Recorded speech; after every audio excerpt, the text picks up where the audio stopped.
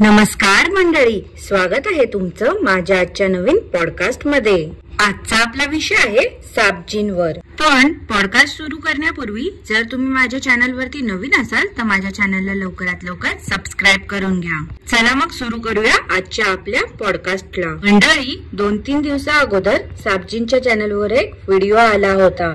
त्यात सापजींनी दाखवलं होतं की त्यांची पुतणी कशी त्यांच्याकडे येण्यासाठी रडत होती। या सापजींना यांच्या कंटेंटची पडली होती। त्या लहान मुलीचं रडणं हे लोक दाखवत होते। पूर्ण फॅमिली त्याचा आनंद देखील घेत होते। या सापजींनी कारण तर असं दिलं की कॅमेरा हातामध्ये होता त्यामुळे त्यांनी तिला घेतलं नाही। ओ सापजी, 2 मिनिट तो कॅमेरा लेझी फूडीकडे देऊ शकत होते ना तुम्ही?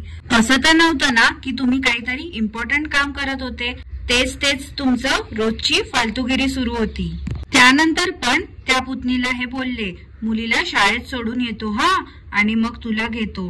पण हे लोक हॉलमध्ये बसूनच फालतूची बडबड करत होते। थोड्या वेळाने देखील त्यांनी कॅमेरा सुरू केला होता पण त्या पुतणीला त्यांनी घेतलं नाही।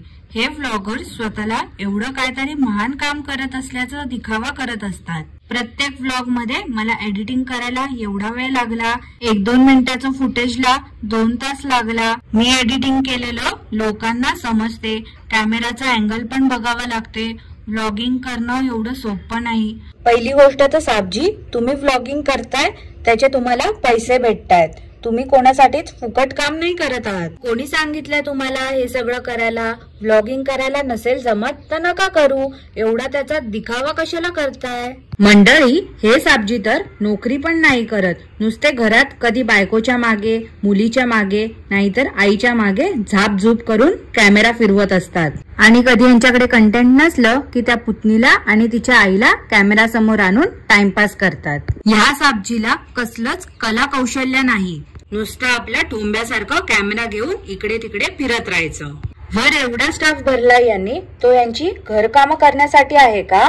यांच्याकडे ऑलरेडी 2 हेल्पर आहेत, पण यांच्याकडे जो स्टाफ आहे त्यातल्या मुलांना हे यांची घरकामं देखील करायला सांगतात। कधी कधी तर हे लोक त्या मुलांकडून भाजी आणून घेतात आणि कधी कंटेंट नसेलच तर त्या स्टाफ मेंबर्सला किचन मध्ये नेऊन त्यांच्याकडनं रेसिपी बनवून दाखवायला लावतात। हे लोक तर ह्यांच्या प्रत्येक स्टाफ मधल्या पुरुषाला किचन बेडरूम मध्ये घेऊन जातात।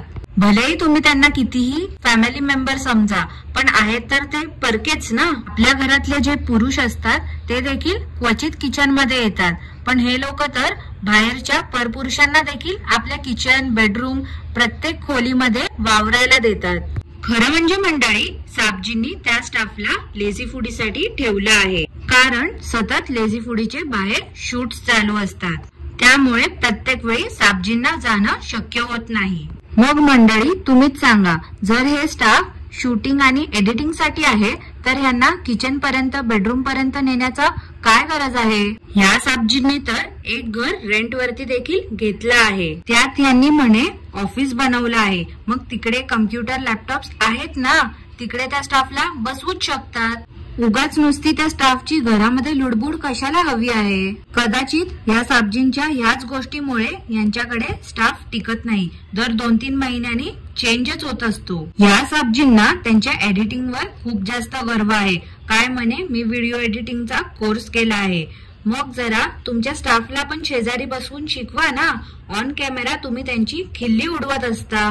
मी 2-4 वेळा ही गोष्ट ऑब्झर्व केली आहे। सापजी जेव्हा भारतामध्ये नसतात तेव्हा हे स्टाफ मेंबर्स इकडे व्लॉगिंग करतात आणि 1-2 रेसिपी देखील शूट करतात। जेव्हा तो व्हिडिओ पोस्ट केला जातो त्यानंतर सापजी येऊन त्या व्हिडिओ मध्ये खोट काढत असतात। आणि बरं का मंडळी, या सापजींचा स्टाफ देखील काही कमीचा नाही हा। त्यांना तर बाहेर इझिली दुसरा जॉब भेटू शकतो, पण इकडे कसं सॅलरी सोबत खाणं पिणं, रोजचं नॉनव्हेज पार्टी आणि फिरायला देखील भेटतंय। मग अशा सोन्याचं अंड देणाऱ्या कोंबडीला ते सोडून जातील तरी कसं? त्यामुळे ते पण ठकास महाठक भेटले आहेत। मंडळी, सध्या लेझी फूडीच्या चॅनल वरती ते बाहेर फिरायला गेले होते त्याची सिरीज सुरू आहे। तुम्हाला सगळ्यांना तर माहितीच आहे, त्यांची ती ट्रिप तर स्पॉन्सर्ड होती, पण काही लोक आहेत त्यांना ही गोष्ट माहिती नाही आहे आणि ते सतत लेझी फूडीच्या चॅनल वरती कमेंट करतायत. त्यांच्या सबस्क्रायबरने वारंवार एकच गोष्ट विचारली आहे, दादा तुम्ही आम्हाला तुमचे फॅमिली मेंबर्स मानता ना, मग ट्रिपला किती खर्च आला त्याबद्दल तुम्ही आम्हाला का माहिती देत नाही आहात. आम्हाला पण आमच्या फॅमिली सोबत ट्रिप प्लॅन करायची आहे, त्यामुळे तुम्हाला किती खर्च आला हे तुम्ही सांगाल तर आम्ही देखील त्याप्रमाणे आमचं बजेट फिक्स करू. मला त्या ताईंना सांगायचं आहे की तर ताई तुम्हाला त्याचं उत्तर भेटणार नाही आहे, कारण ती ट्रिप पूर्ण त्यांची स्पॉन्सर्ड होती. त्यामुळे प्रत्येक व्हिडिओमध्ये त्यांनी फक्त झामा हॉलिडेजचं प्रमोशन केलं आहे. आणि काही फॅमिली मेंबर वगैरे ते फक्त बोलायच्या गोष्टी असतात बरं का. ते नवरा बायको त्यांच्या मुलीला इथे ठेवून मजा मस्ती करायला फिरायला गेले होते. त्यांनी त्यांच्या मुलीचा विचार नाही केला तर ते तुमचा विचार का बरं करतील. असं तर नव्हतं ना की दिवाळीमध्ये ही ट्रिप प्लॅन करू शकत नव्हते साबजी. दिवाळीमध्ये जर ते फिरायला गेले असते तर मुलीला देखील घेऊन जाऊ शकत होते. आता हे साबजी बोलतील की आमच्या मुलीचा अजून पासपोर्टच बनवला नाही आहे. तर साबजी 4 महिन्या अगोदर फुबाईवरनं तुमची मांडलेली बहीण आली होती, तेव्हा तुम्ही तिला सांगितलं होतं की उद्याच मुलीला आणि आईला घेऊन पासपोर्ट ऑफिसला जातो. आणि साबजी तर दिवाळीच्या सुट्टीमध्ये त्यांच्या आईला देखील फुबाईला घेऊन जाणार होते. त्याचं काय झालं हो साबजी. उगाच नुसतं बडी बडी बाते नि वडापाव खाते. काय मग मंडळी, तुम्ही पण माझ्या मताशी सहमत आहात ना.